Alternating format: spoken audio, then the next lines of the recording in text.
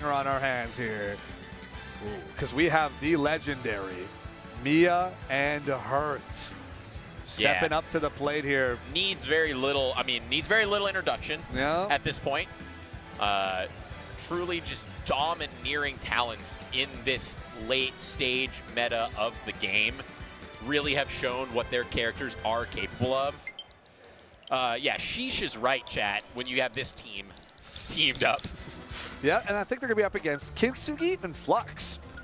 So, wow, they are up against some of the giants, Goliaths of the scene. Literally some of the best players in the world. So I don't know. That's a large shoes to fill for sure. It's a bit. It's gonna be a ride. But for me, some of the strongest character specialists in the world. For many years, people thought like you have your burgeoning mains across the world of like, oh yeah, Game & Watch got a couple people that are playing him. You got Meister, you got Reginald, whatever. I'm like, okay, yeah, this character is like pretty good. Same for Snake, right? You have MED, you have Apollo Kai, like man, this character's really good. But coming out from Japan, these two have cemented. They've claimed the throne of these characters. They become the star heralds, right? And Hurt coming off a crazy Genesis win, like, I can't even, and Mia's been #2 in the world before. Yeah, it's just like, consistent. there's so much here. So much raw talent. Right, just consistent performance. And there'll be shadows here of, I want to know what chat thinks about Japan versus the world. Oh, yeah. Let me hear you in the chat of what you think that result's going to be like, who's going to take how many stocks. I don't know. Are they going to stock tank 10 stocks? Who knows? I wouldn't be. Surely the world could put up a better fight than that. We'll see. Probably not. But oh my gosh, look, it is a team out of my heart. I love these two mid-ish, lowish tier characters. Robin and Link, two of my favorites. Just big fan. And yeah, we are off to the races. And I love the Miya. Man and Cyril are here. I mean, of course, very solid doubles characters. So at this point, I'm never surprised when anyone pulls out the Cyril. Oh, but Miya's angle last match was looking for that Kintsugi spike, trying to catch Robin's angle with the recovery was just a little off, and Miya's going to go down real quick. Yeah, really, and yeah, taking the initial lead there. We'll see how these two can hold on to it. All right, Robin exploding off the top there. And Link just being able to get back, almost getting footstool the bomb. There's possibility here. Flux going for the follow-up, but the Foreigner is going to get revenged, and then he's going to get popped by the C4. And Hurt has 27% as of this moment. Speaking of Snakes and stock tanks. Yeah, need to hit that character a little bit. Still sitting there, basically has taken one move. Yeah, he's just walking around, throwing grenades as he does, drifting away, staying out of trouble consistently. Meanwhile, Miya is in the trenches, boxing, tooth and blood everywhere. Miya's in trouble right now on the last stock a little bit. I mean, it's not even stocks across the board, though. Yeah, we've got an interesting dynamic of 3-1 versus 2-2. I like it here. Okay, I like the approach here for trying to use the bomb. But again, Incineroar, Miya doesn't care. Jump into revenge, take as many hits as possible. Right. Already at 82%. You're taking a lot of percent, but now you're basically in I'm one-shotting everyone territory. Yeah. Hurt takes out one, Miya takes out the other, and now it's one stock apiece here. Hurt has been stock tanking like a beast. And yeah, you're in the situation here where even if you do manage to take out Miya's last stock, we're just going to get right back in there. And like, Hurt has taken so little damage. I mean, it's just... Yeah, the resource management here from Team Japan. The spike. Yeah, Miya actually just loves revenge as much as possible. I mean, it doubles in the chaos of it all. Like, you're definitely getting it off more often than, most people would expect it to. And then you're just a threat, right? You charge that forward smash. That's the weak hit behind hitbox. Imagine if that slammed face first like it was meant to. And now I feel like that back throw would have killed, but now we're just waiting for the we're just waiting for some inevitability here. Wow. Okay, Miya. I mean, you knew it would work. You gotta put him down. You gotta put him down. And we see some smiles on the players' faces. They're I love that Miya's emphasis on just going hard aggro. It doesn't matter if I am dying. I am pumping damage and stealing kills whenever possible. And Hurt was even like here, throwing in like, take this revenge. Yeah, take this damage. Everyone's getting messed up. Like, no problem, no worries. Absolutely hilarious. Really just goes to show that there is, when you think about the doubles meta, you know, everyone at when you get up to the level, obviously, of Miya or any of those top players, like they could get out of pools with probably half the cast. But with that being said, specifically in doubles, the Insin meta really is just a domineering thing you have to consider. Right. Are you going double Insin? Or is one teammate going Insin? Something you just got to think about, and Miya's showing us why. For sure. It looks like we're going to be running back, I believe, the same teams. No need to switch it up if it ain't broke. So exactly. We're popping on over here to Smashville. This is going to be so, like, no room to maneuver. Yeah, it's funny, like you said, to bring in these two mid-tier characters, like to play the mid-range, have a lot of funky projectiles, and then sword follow-ups into it, right? With both Robin and with Link, but it's like a lot of their normals and their boxing potential is going to be a lot slower. So they can't run up and pressure Snake that fast, right? And it also doesn't help when you got a big, angry, fiery cat in Incineroar stopping everything you want to do. And catching you at ledge with that spike, taking you down super early. And yeah, Kintsugi early on.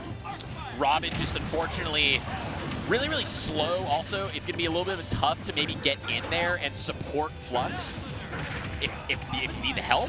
Right. And you're just dealing with a situation where you've also just got nowhere to run away from Snake's control of center stage with all these explosions. There's nowhere to go, right? Your projectiles are coming out too slow. Your normals are coming out too slow. You're getting anti-air. You're getting stuff by grenades. You got Incineroar on your case. Like, look at the stage control. Really rough right now. Yeah, we have center stage being held by her and Miya so consistently, so well. Oh, here we go. The Alolan Whip. Charge that up smash, too, for good measure. Her trying to kill Kintsugi off the top with only 83% online right now. Elwood getting low, too. How many times Kintsugi had to recover? That's his last use. Now the book's got to recover.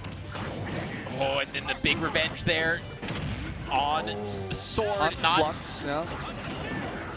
Not quite enough to take the stock here. Getting chipped away, 70%. 132% on hurt, though. That stock tanked here. Snake really just capable of staying alive, and her just playing really smart and conservatively here. Although, you know, Team Link Robin holding on here, holding on to these second stocks, making a bid for it. Oh, and that's probably nice boomerang save. Okay, the boomerang's gonna clip you out of the Alolan Whip. We got a bit of a Nosferatu to get some health back, and a dash attack from Flux too to kill Miya off the top. And now we're again 3 stocks to 1. On the other side, 2 to 2, but on the side of Kintsugi and Flux, you are both really high percent. You are easily at third getting one tap by either Snake or Incineroar. Oh, and Link with the bomb recovery. Really, Hurt is so close here to being out of this first stock. What an L Thunder snipe right there underneath Miya, though. Not able to face tank it. We have Arcfire here up tilt. Doesn't quite take Flux, but Kintsugi is going to go down here on the left side of the stage.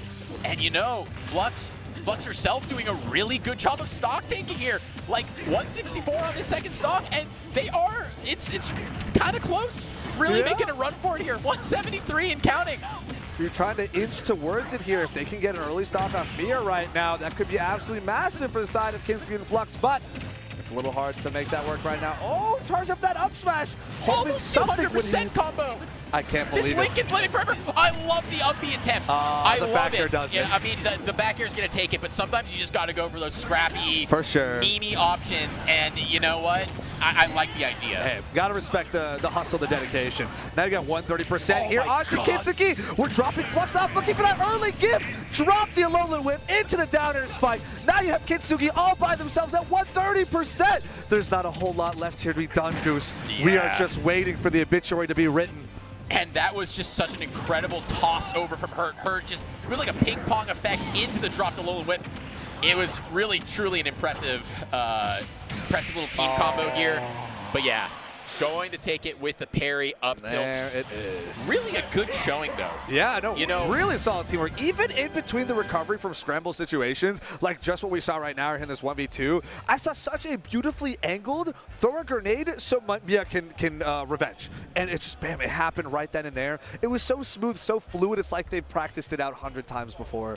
It was truly incredible. Fantastic play here from both Hurt and Miya. All about that stage control. All about setting your angry little cat to front line and take as much damage, but deal as much damage in response. Well, you got Hurt in the back line, tossing in grenades, setting up C4s, and stock tanking.